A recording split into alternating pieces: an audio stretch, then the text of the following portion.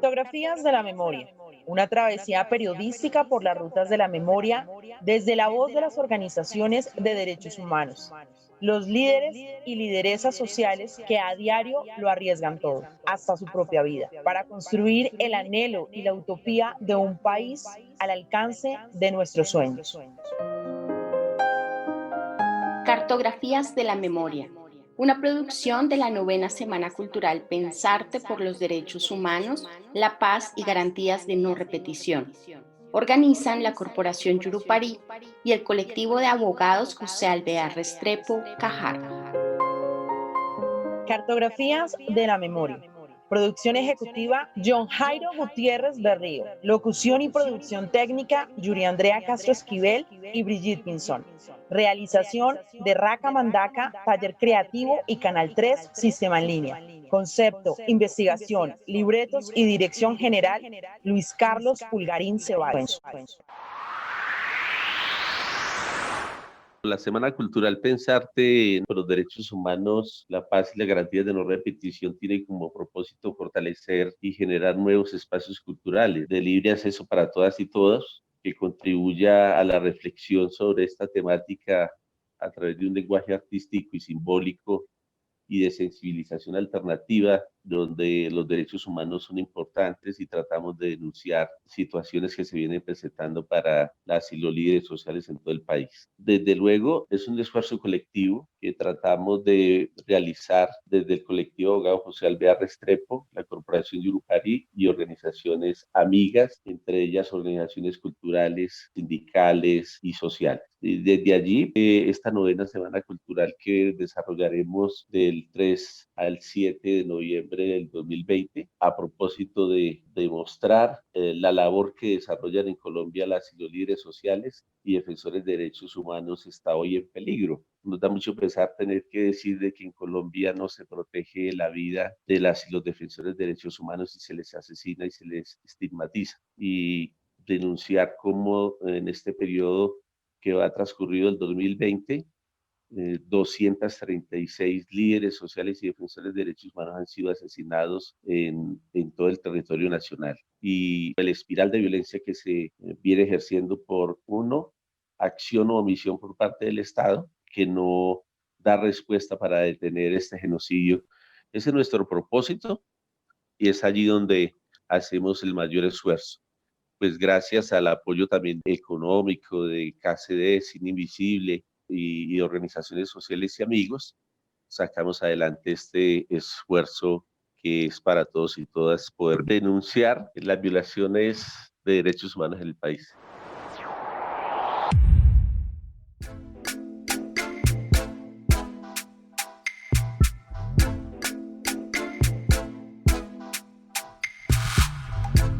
Cartografías de la memoria rescata aquellos esfuerzos invisibles y anónimos de colectivos sociales, líderes y lideresas sociales que dedican y sacrifican la mayor parte de su vida a la defensa de derechos, desde proyectos comunitarios y de redes alternativas. Desde las organizaciones defensoras de derechos humanos, el grupo de jóvenes que en el barrio se mueven con un proyecto de arte y cultura para sembrar sueños en el imaginario de su comunidad. Las mujeres que en una vereda se las ingenian para educar a sus niños y niñas, cuando el gobierno no hace presencia para garantizar el derecho fundamental a la educación. O los pequeños colectivos campesinos y las minorías étnicas que con los mercados solidarios y mutuales mantienen viva la tradición agrícola en un país donde el campo y la agricultura parecen ser cosa del pasado.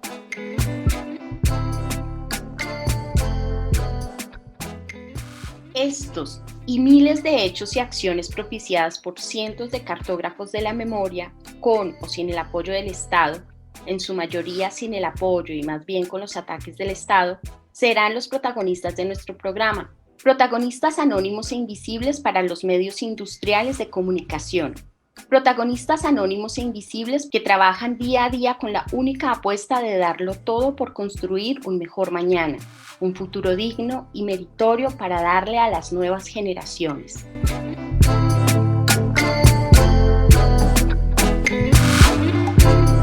En el programa de hoy queremos dialogar sobre el trabajo que desde el quehacer artístico, teatral, dancístico y literario así como desde la gestión cultural y la militancia por la vida y la defensa de derechos, realiza el maestro William Fortich Palencia, fundador y director de la Asociación de Artes Escénicas Cábala Teatro e integrante del Movimiento Nacional de Teatro, desde diferentes espacios de coordinación regional y nacional de artes escénicas.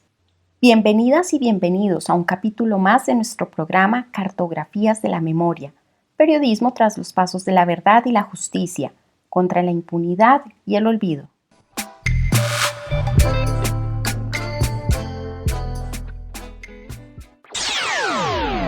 Contextos.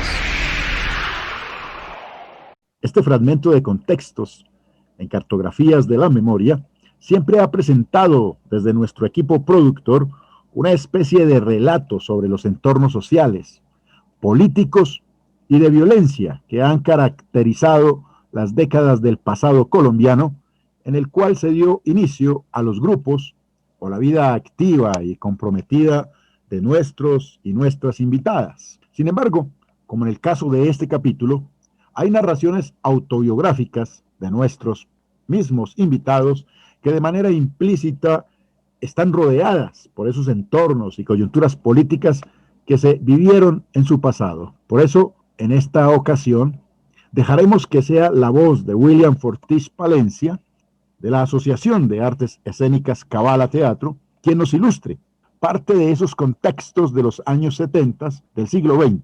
En estas, sus primeras palabras, en las cuales nos trae memoria del robo de las elecciones presidenciales por parte de la campaña del conservador y Frente Nacionalista Misael Pastrana Borrero al general Gustavo Rojas Pinilla, fraude electoral que a la postre causaría el surgimiento de una nueva guerrilla en Colombia, la guerrilla del M-19. También encontramos en sus palabras el recuerdo del golpe de Estado en Chile, la muerte de Salvador Allende y la subida al poder del dictador Pinochet, así como las influencias políticas que esto traería para Colombia y Latinoamérica. Escuchemos estos y otros contextos en la voz de nuestro personaje del día cuando le preguntamos ¿quién es William Fortich Palencia? ¿Cómo llega al teatro y a la militancia de la defensa de derechos? Bueno, William Fortich fue un niño asmático, por lo tanto no tuvo el privilegio de jugar en la calle como hacían los demás niños. Él miraba por la ventana a los demás jugar y eso generó de alguna forma una rebeldía, una búsqueda, porque ser niño burbuja es muy complicado, sobre todo cuando estás al borde de la pobreza o estás en la pobreza. Yo tenía pues dos entidades o dos espacios, que era el de mi padre, que era médico, director de hospital, con unas condiciones económicas muy buenas, y el de mi madre, que eran unas condiciones pues de estrato 3, 2. Una cosa era en Cartagena, en el centro histórico, y otra cosa en un barrio popular en Santa Marta. Eso me dio también una visión de los dos polos, de las dos condiciones, de la condición popular y la condición burguesa. Y me desperté un día cualquiera, que fue un 19 de abril de 1970. Se dio el chocorazo y el día 20, en la madrugada, se da el cierre de las comunicaciones en Colombia y aparece ganando Pastrana cuando iba perdiendo antes de que cerraran las transmisiones de radio.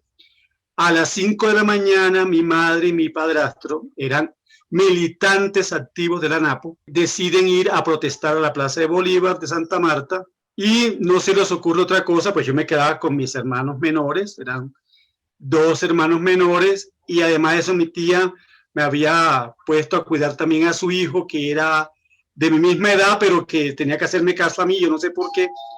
Y en eso nos ponen una escopeta en 2 horquetas, y el que entre, usted primero dispara y después pregunta.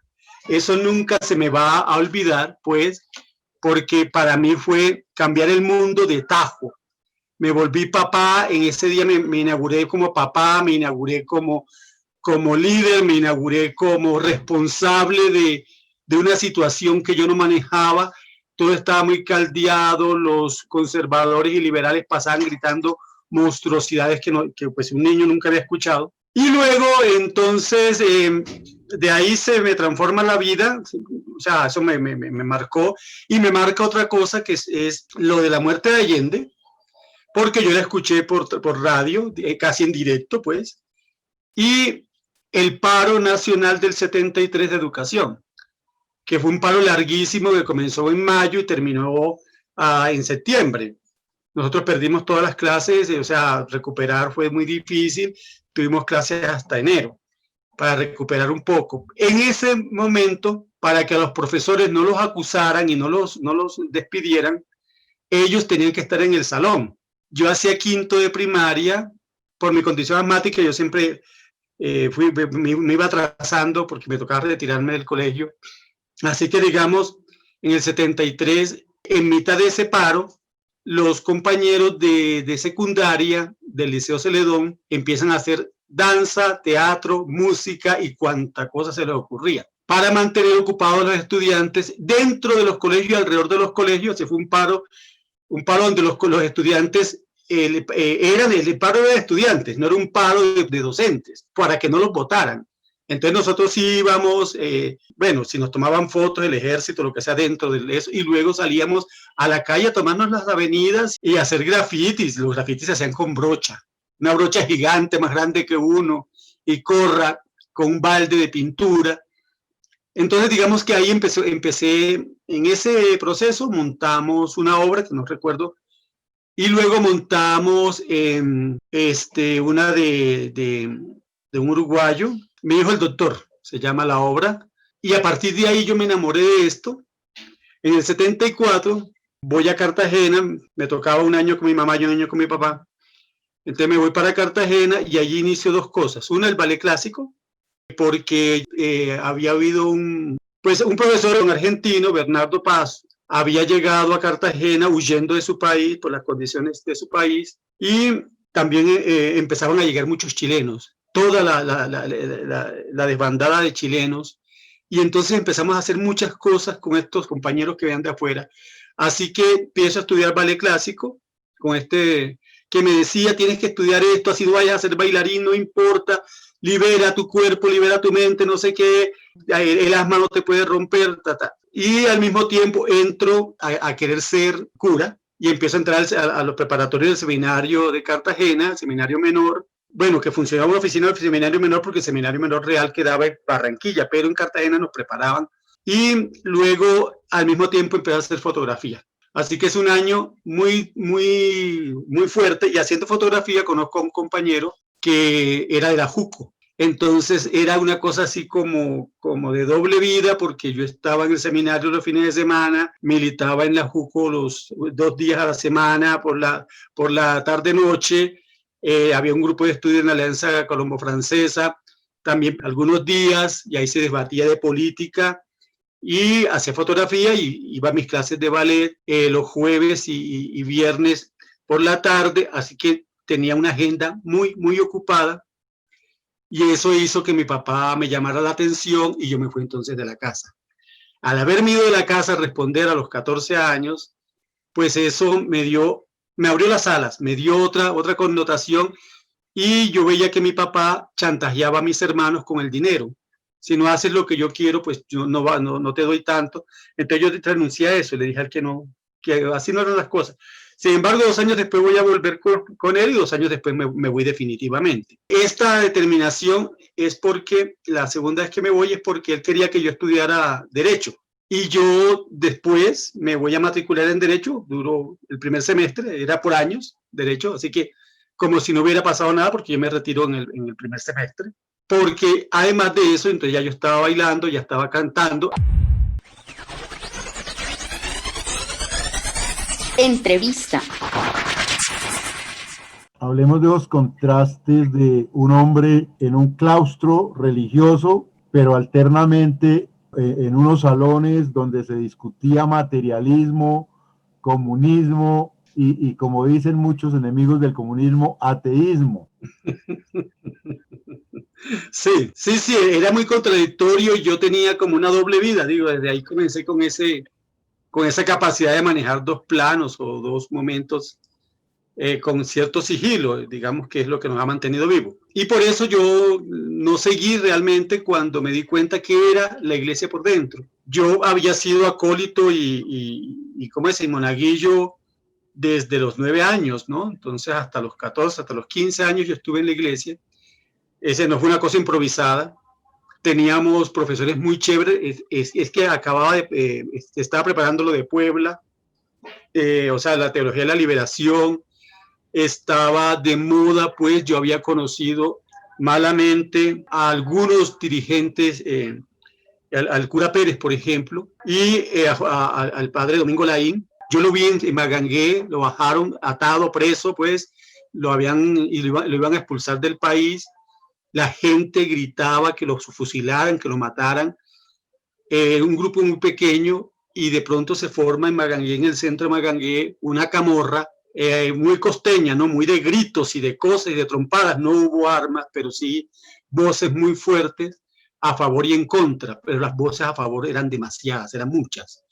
Lo que significaba, pues, lo que ese cura español que se volvió guerrillero en Colombia significaba en ese momento. Ese es el año 74, 73, 74, creo. Eso también te marca. Y digamos que había una enorme contradicción en la iglesia.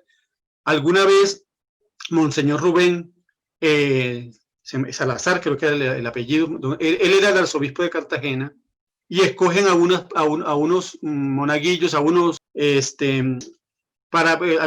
los jóvenes para ayudarle en la misa, una misa que él hacía los jueves a las 12 del día, y se hacía en contra de la Iglesia Católica, de lo que predicó Juan XXIII y el mismo Pablo VI, que era que ya no se hacían las misas en latín y mucho menos de espaldas al público.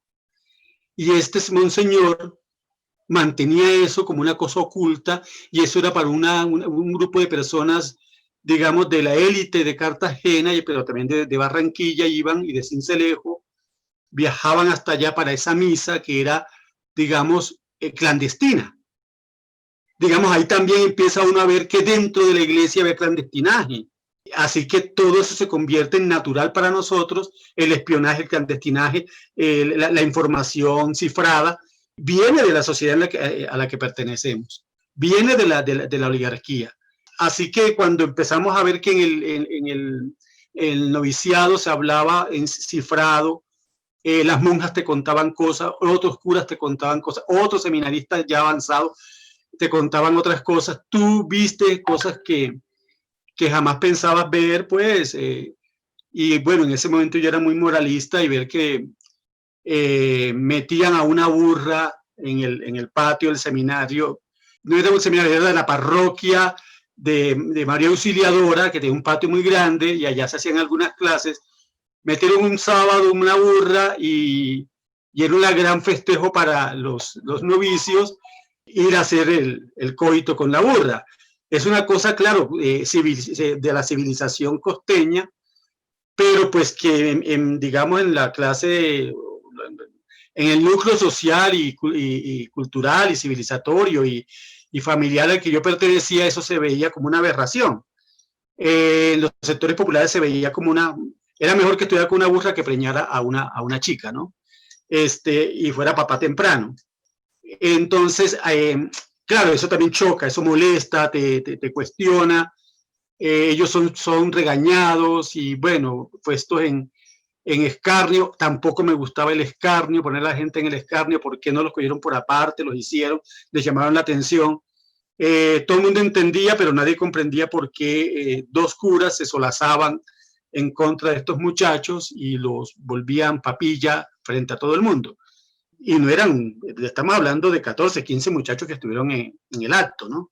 En la sinvergüenzura. Y sí, entonces ahora, digamos que eso también te va marcando. Son muchas cosas que te marcan. La doble moral con que se manejan las cosas. En mi casa, en la casa de mi tía, mi tío, ¿cómo se llama? El esposo de mi tía es mi tío político. Tenía un cuadro grandísimo, es una casa muy grande que queda en la calle La Moneda, una casa antigua de 2 pisos, donde llegamos a vivir 46 personas al mismo tiempo, ¿no? Con 2 baños nomás. Y y una sola cocina. Entonces, te imaginas cómo era todo para comer 40 y pico de personas, y el que se descuidaba, no llegaba a tiempo, la carne la perdía. Entonces le robaban la carne a uno en el plato. Y había unos debates muy, muy importantes allí porque había mucha gente conservadora, digamos, hoy serían uribistas. Había unos liberales y habíamos unos de izquierda que casi no podíamos decir nada, hablar, porque nos echaban agua bendita. Menos a mí, nadie me creía que yo fuera de izquierda. Entonces llega ahí el momento en que mi hermano, termino con mi tío, él tiene un cuadro grandísimo de Rojas Pinilla. Cuando llegaban los conservadores, él volteaba el cuadro y por el otro lado estaba Laureano Gómez. Entonces una escena chaplinesca, es una escena de cómica, muy cómica, ver cómo se voltea el cuadro y estaba un afiche pegado por la parte de atrás de Rojas Pinilla de Laureano Gómez, ¿no? Después la cambiaron por una de Álvaro Gómez, pero los Gómez se veían detrás de Rojas Pinilla, ¿no? Entonces también eso era doble moral, y en campaña pues llegaban liberales, se le prometían los votos a los liberales, se le prometían los votos a la ANAPO, se le prometían los mismos votos al Partido Conservador. Es decir, es la condición de nuestra burguesía, sin ética, sin principios, pues eso también ha contribuido a la guerra, ha contribuido a esta debacle nacional, esa hipocresía, esa falta de criterio y de principios.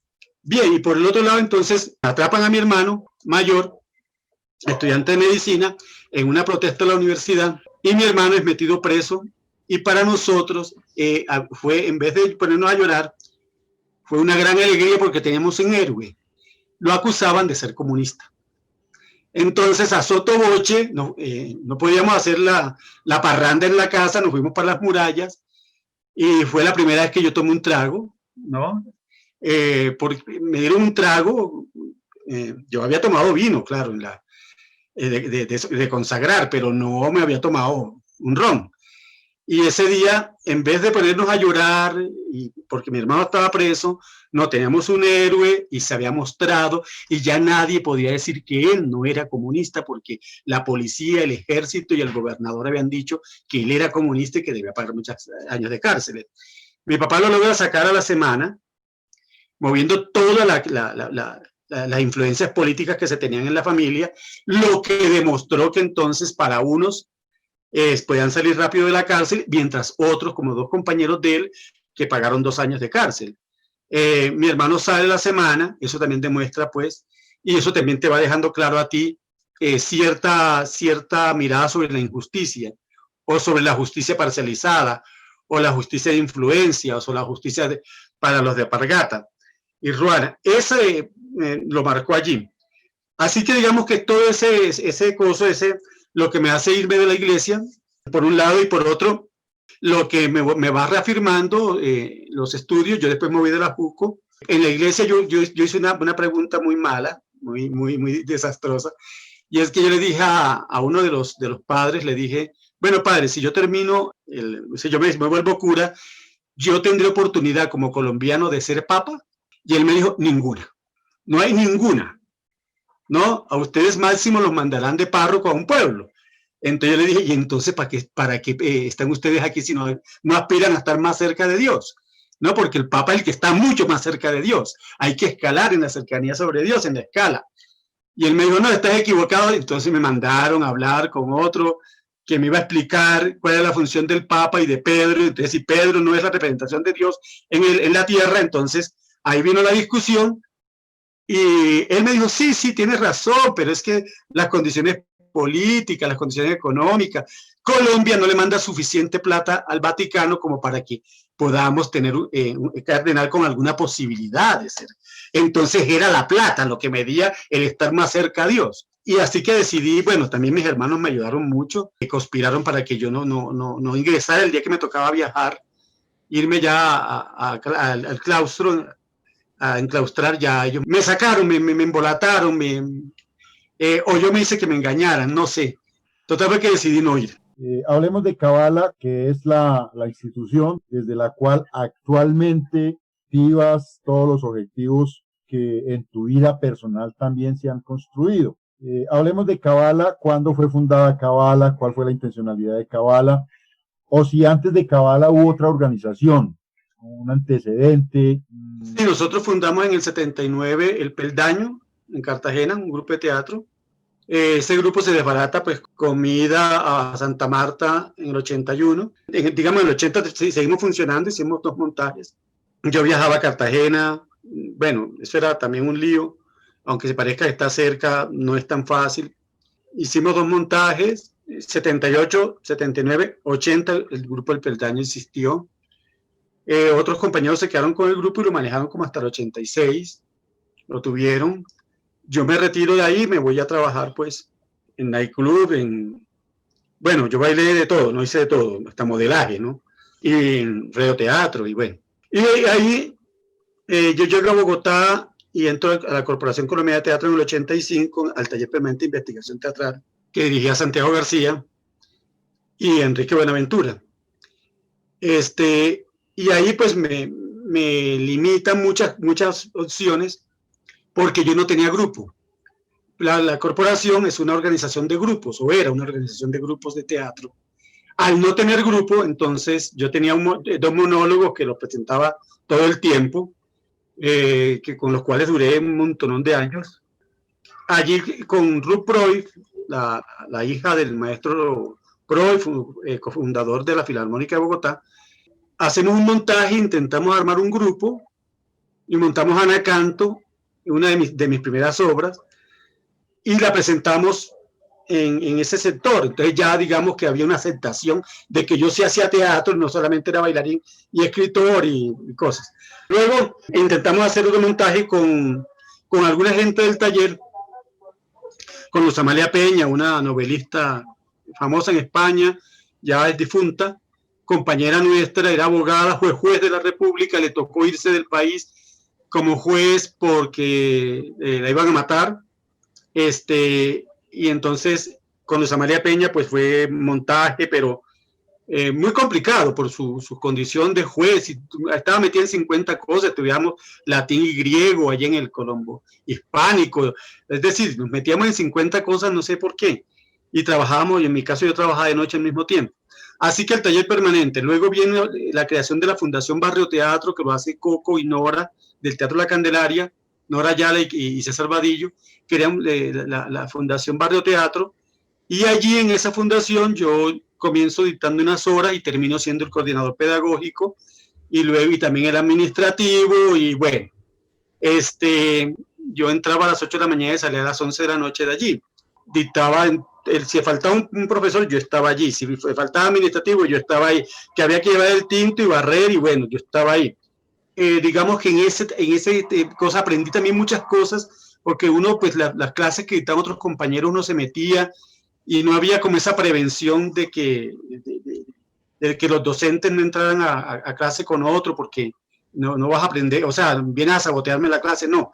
Ahí había una enorme confianza y tuvimos profesores muy chéveres, o sea, estuvo Santiago, estuvo Patricia, estuvo Hugo Afanador, estuvo Jorge Herrera, el que hace de papá de Betty y la fea, estuvo NN, Cayón, Fabio Rubiano, Charlie Boy, ¿no? Digamos que era una playa después de personajes de ese momento que dictaron clases allí, Jorge Prada, y yo pues era como de los menores, ¿no? O sea, menos reconocido. Y de ahí entonces sale el grupo de personas que en diciembre del 89 decidimos crear un grupo de teatro. De todos esos chicos que están allí, o sea, algunos no tienen grupo, entonces lo forman conmigo. Se llamó, tuvo muchos nombres, se llamó La Parodia, fue el primer nombre. Después allí hacemos el primer montaje y lo llamamos Nigromante, el grupo, el que lee en los cadáveres, ¿no? Y aquello pues fue muy duro para la prensa. Recuerdo a Hilda Strauss entrevistándome en Todelar, en su programa. Cuando le dije el nombre, esa mujer casi vuela por las ventanas, casi. No, me dijo que esa brujería que era. Entonces nos prometió, no hablamos del grupo, hablamos de la obra, que se llama La Última Escena, que es alrededor de la historia de varias actrices. Cogimos la historia de varias actrices que se han vuelto locas siendo actrices, y actores que se han vuelto locos en los grupos nuestros, también por metodologías mal aplicadas sobre la catarsis y todas esas cosas. Es decir, los grupos de teatro en Colombia también cometieron, como en todo el mundo, cometieron muchos errores, ¿no? Stanislavski también los cometió y aquí también se cometieron. Entonces, esos actores que se quedaban con el personaje porque les decían que había que vivir con el personaje, salir a pasearlo, dormir con él. Y pues eso no es cierto, pero la gente se lo creyó. Entonces, el personaje se llama Mariela Pagano, Pagano por el sitio de salsa, ¿no? Porque le gustaba mucho la salsa. Y ahí fue una obra muy crítica sobre el teatro colombiano. Creo que es la primera obra que critica la forma de hacer teatro en Colombia, por lo menos en Bogotá. Y por eso fue muy mal recibida. Porque otra cosa que teníamos es que hacíamos teatro para los teatreros. La primera función era para los teatreros, te volvían un desastre la obra, te la criticaban mal, es decir, te daban palo por esto, por aquello, se volvían muy groseros. Enrique Buenaventura pues lo sufrió mucho eso, la Candelaria lo manejaba con cierto toque de humor, Santiago evadía ciertas cosas, no confrontaba, decía sí, lo vamos a tomar en cuenta, y había actores que decían no, es ya, usted en este instante me corrige esa escena, y, o sea, es una falta de respeto a la que se llegó muy grande. Eso dañó los festivales nacionales, eso dañó muchos festivales regionales, la prepotencia, la soberbia que se manejaba. Entonces, desde ahí decidimos no hacer teatro para teatreros, sino teatro para públicos. Y si al estreno nuestro no llegaba ningún teatrero, pues no nos importaba. Desde ahí Cábala viene en esa condición, hacemos teatro para los públicos, no para especialistas, ni para críticos, ni para personas soberbias, ¿no? Alguna vez, pues, también nos estrellamos, tuvimos una función en el Teatro Libre, y el señor Moreu nos dijo cosas terribles del montaje, hasta que yo le dije, ¿usted sí sabe de lo que estamos hablando? Y ahí vino la discusión con él, y él se retiró, y nosotros, pues, al retirarse él de la sala, nosotros ganamos. Nunca más dejamos que nos dañaran nuestra obra, estos ojos y esta mirada de crítica falsa, de gente que se aprende 4 cosas y sobre eso, y se leen los prólogos de los libros y se creen sabios. ¿En qué año nace Cábala? Acaba de cumplir 30 años. Nace el 20 de enero de 1990. La parodia y Nigromantes fueron antesala del grupo Cábala. Sí, es el mismo grupo, sino que cambia en año y medio, tiene 3 nombres. Sí. Y al final, Cábala pusimos, Cábala Teatro, es gracias a Fernando Duque, al documentista nuestro, al investigador, Fernando Duque Mesa, que nos dijo, este es el nombre que no hay en ningún grupo en América Latina. Y le hicimos caso y después al poco tiempo apareció un grupo de rock que se llamaba Cábala, bares que se llamaban Cábala, bueno. Pero bueno, ya aquí fue madre, ya se llama así y se acabó. Y por eso el nombre es tan largo, Asociación de Artes Escénicas Cábala Teatro. Y nosotros hemos funcionado siempre como asociación, significa que la voz de la mayoría gana, aunque no tenga la razón, como en la democracia, ¿no? Sí, ganan, y también hemos hecho de que la misma persona no sea representante legal siempre. Ha habido otros representantes legales a través de la historia. O sea, hemos ocupado cargos y algunas veces no hemos tenido ningún cargo. Hemos estado como un asociado más. Lo único malo de Cábala es que la mayoría de obras, casi el 90%, son escritas por mí. Esa es, digamos, que la tragedia de Cábala. Pero montamos Fuente Ovejuna, montamos otras obras de otros autores para poder, sobre todo en monólogos, hemos acudido a otros autores para, digamos, para que la univocidad no sea tan cruel. Y hemos hecho trabajo en todos los niveles. O sea, tampoco hemos hecho un trabajo foquista, no hemos hecho un trabajo únicamente, exclusivamente para cierto sector social.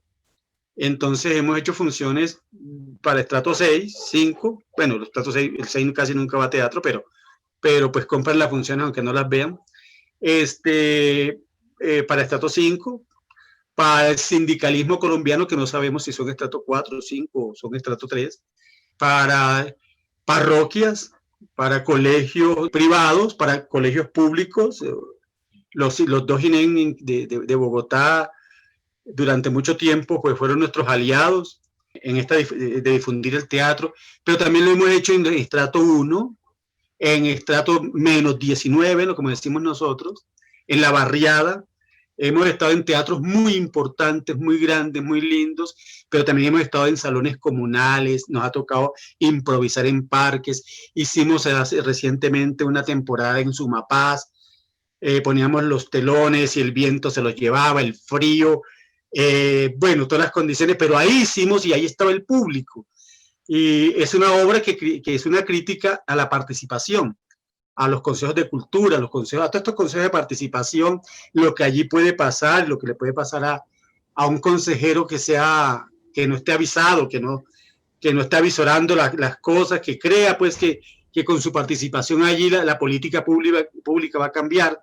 Pues lanzamos la propuesta de que el trabajo es colectivo, que la participación debe ser colectiva y que hay que prepararse para ella. No puedo llegar al espacio de participación a aprender, porque si no me usan y legalizan y legitiman cosas que en contra de este mismo pueblo.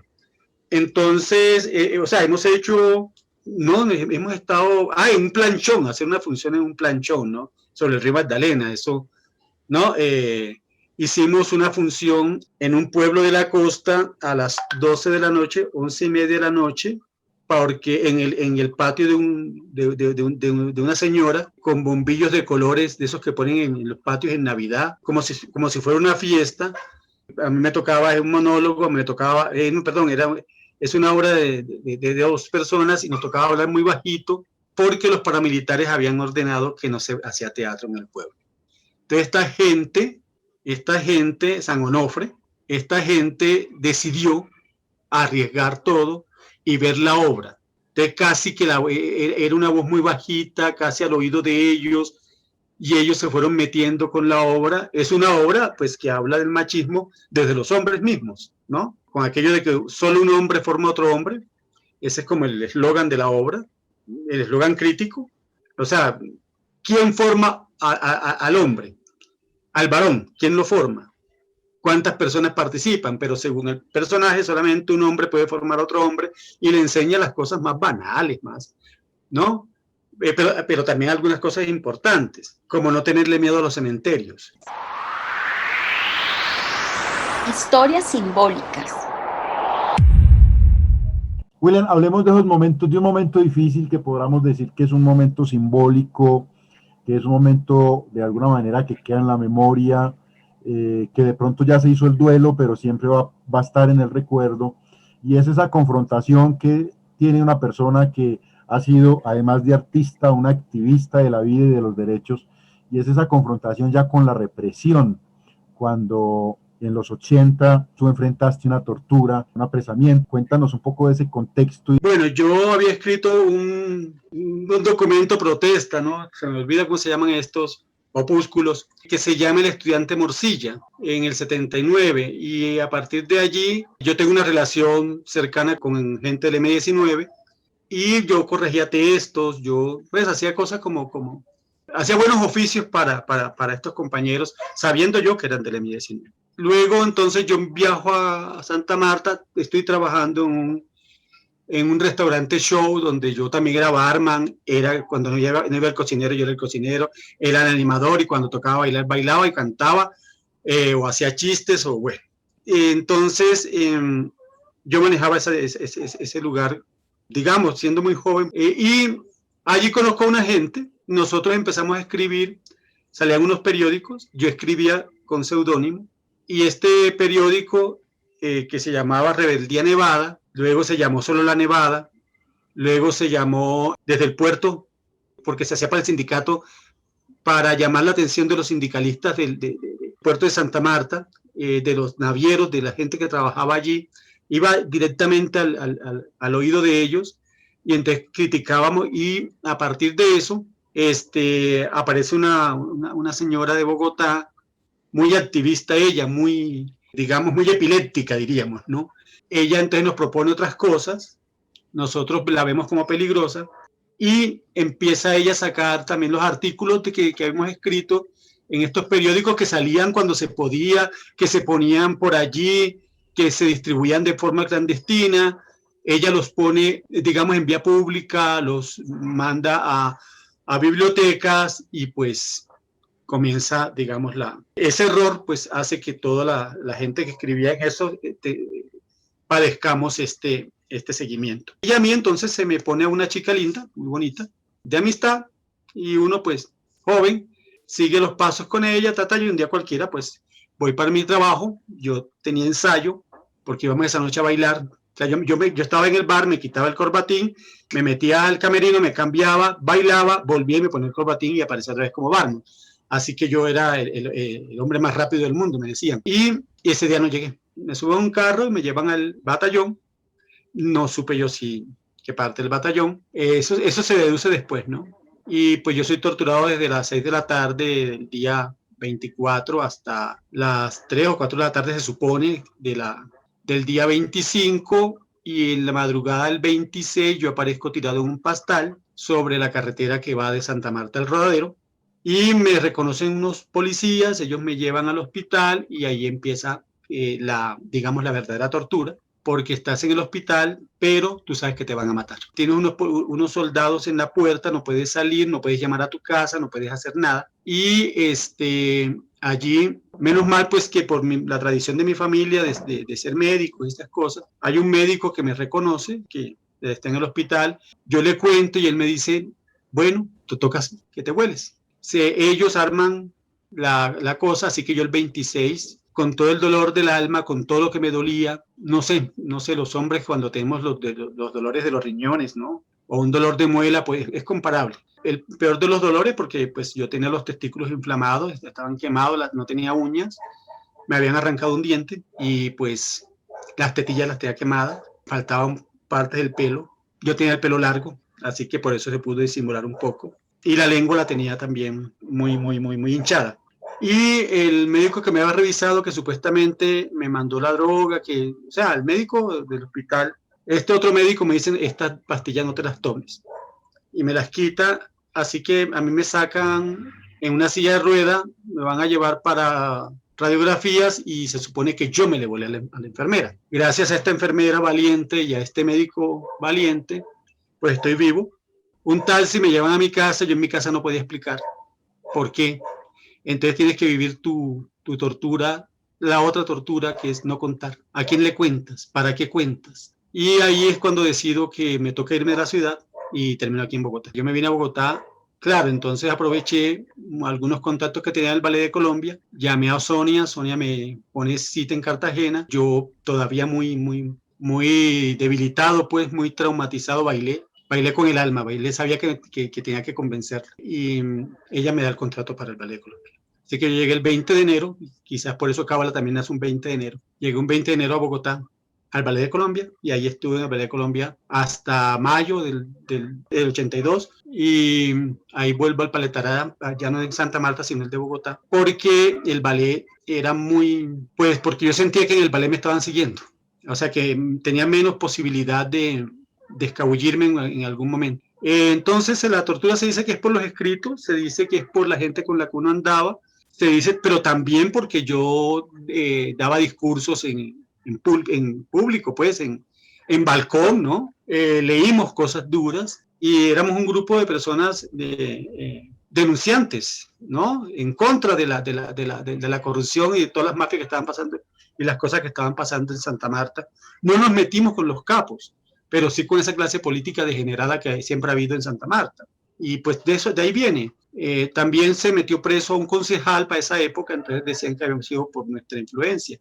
Yo no creo, es que era tan evidente lo que el tipo había hecho que necesitaban meterlo preso para castigar a alguien y decir que había justicia. Éramos jóvenes, pero muy responsables, hicimos las cosas hasta donde pudimos y salvamos a la gente nuestra hasta donde se pudo. Es decir, la persecución terminó en nosotros, no hubo daños colaterales, porque eso fue lo que... Y también estábamos dispuestos al suicidio, porque decíamos, yo en la tortura pues intenté tragarme la lengua, porque se decía eso, muere porque ya estás muerto, ya los cadáveres nadie los mata, entonces digamos que eso ha sido. Luego viene lo de la UP ya, aquí en Bogotá, y una de las cosas más horribles que todavía tengo pesadillas es que yo voy en el taxi para la 116 donde trabajaba, salgo de la corporación del taller de investigación, voy a mi trabajo por la noche, es un jueves, y yo veo la moto y veo la otra moto estábamos pues en toda aquella cosa de la matazón.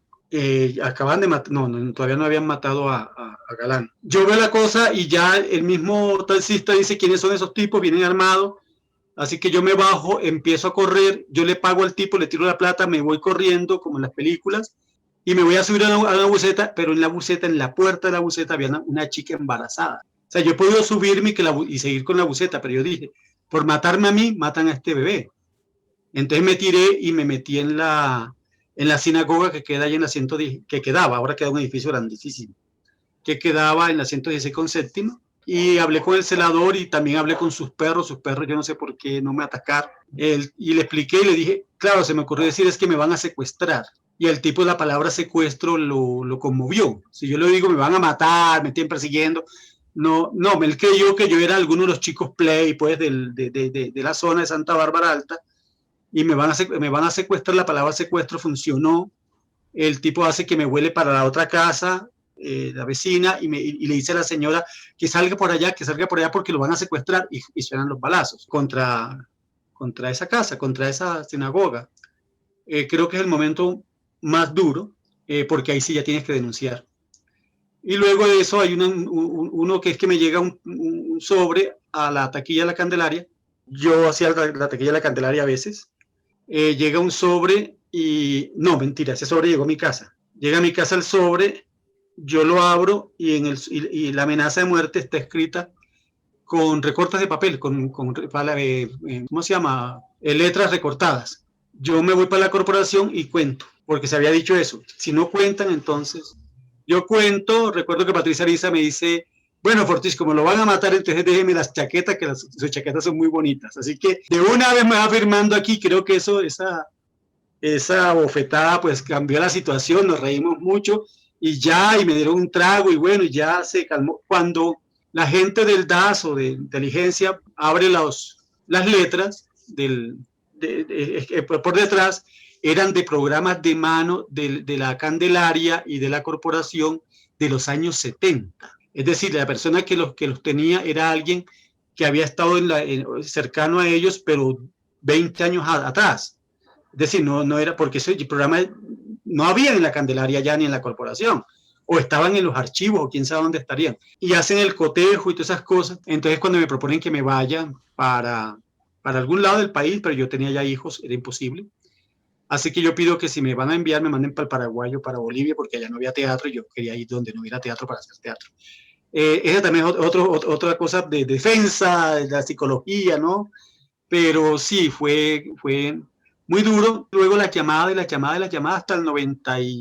hasta el 96, que cesaron las llamadas a mi casa diciéndome que me iban a matar. Entonces ese ha sido pues todo el recorrido, ha sido siempre amenazas de muerte y bueno, yo también he caminado mucho el país, entonces tampoco se sabía para dónde. O sea, yo estuve en Arauquita, en Fortule, en Tame, Tumaco, Pasto, Popayán, no sé, Silvia, La Costa, Lorica, todo esto, haciendo talleres. Bueno, digamos como 700 municipios haciendo talleres, conferencias.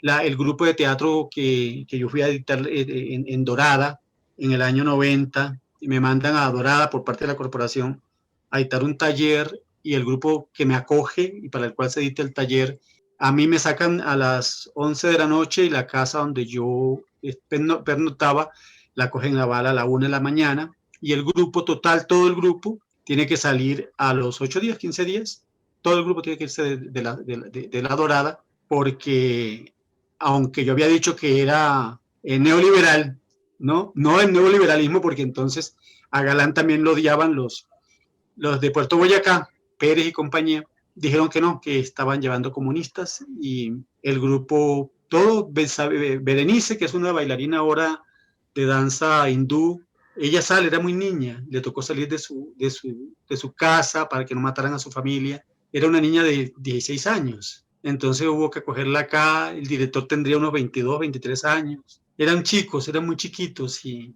la amenaza era inaceptable, ¿no? Pero ellos salen, y bueno, aquí está, y están vivos, digamos que eso fue. Pero entonces la culpa era nuestra por llevarles el taller. No se habló de política en ningún momento en el taller. Evitamos hablar de esos 3 días de política, pero ellos no lo entendieron. Bueno, William, gracias por estar con nosotros en Cartografías de la Memoria, por ayudar a construir este proceso, precisamente este recuento de memoria histórica, este recorrido tan importante por los años 70, que es donde empieza tu testimonio, los 80 y después los 90, creo que son 3 décadas muy neurálgicas para la historia de Colombia, tu testimonio de vida, las persecuciones por tu militancia política, en esto que para nosotros es como un lema tradicional de que aquellos que conocen su historia no estarán condenados a repetirla. Muchas gracias y bueno, ha sido bonito aportar. Letras para la Paz. Carta número 2. Autor William Fortich Palencia. Del libro Epístolas Haraganas, publicado en el año 2011.